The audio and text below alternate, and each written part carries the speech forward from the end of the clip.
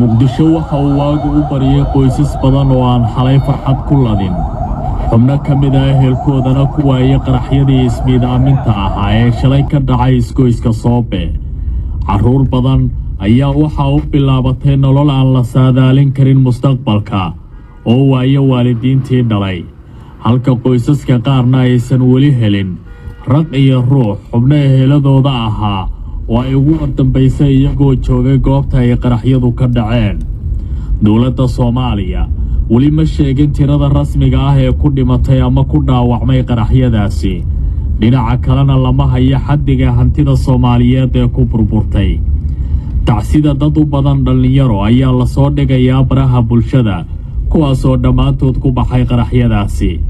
Cisbitaalada Muqdisho gelinkii dambe ee shalay ilaa iyo xalay waxay la tacaalayeen dhaawacyada. Qaar ka mid ah dadka eheladooda ku booqday cisbitaalada ayaa sheegaya in xaaladda taagan ay tahay mid weyn oo u baahan gurmad dhan kasta ah, sida VOA uu sheegay Cumar Yuusuf oo ka mid ah aqoonyahanka ku nool Muqdisho oo aan la kulmay xilli uu ka soo baxay cisbitaal uu ku booqday qof ay qaraabo yihiin oo qaraxa ku waxyeeloobay.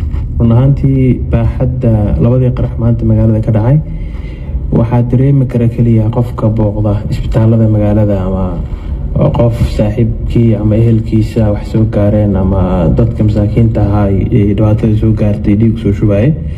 Galabta waxaan tagay isbitaal ka mid isbitaalada magaalada.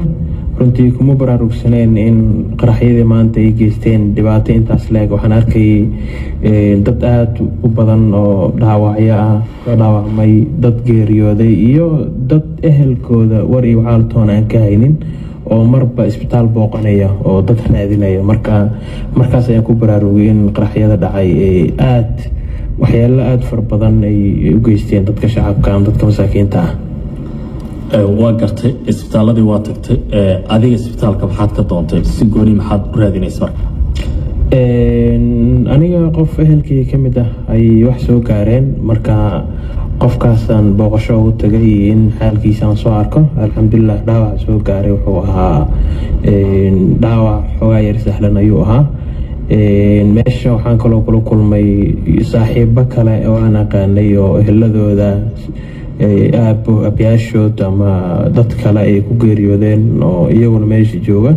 runtii musiibo aada u baaxad weyn ayaa meesha ka dhacdaan dhihi karnaa. xilligu waxay ahayd xilli duhur ah, wadadaasna wado aada jaam u ah oo gaadiidka dadweynaha iyo bajaajta iyo gawaarida intaba. sida ay qortay wakaaladda wararka Soomaaliya ee Soona, wasiirka wasaaradda caafimaadka Dr. Cali Xaaji oo xalay booqday qaar ka mid ah cisbitaalada la geeyay dadka ku dhaawacmay qaraxyadii ka dhacay Muqdisho, ayaa waxa uu ballan qaaday in dadka dhaawacooda liito loo qaadi doono cisbitaallo dibadda ah si loogu soo daaweeyo.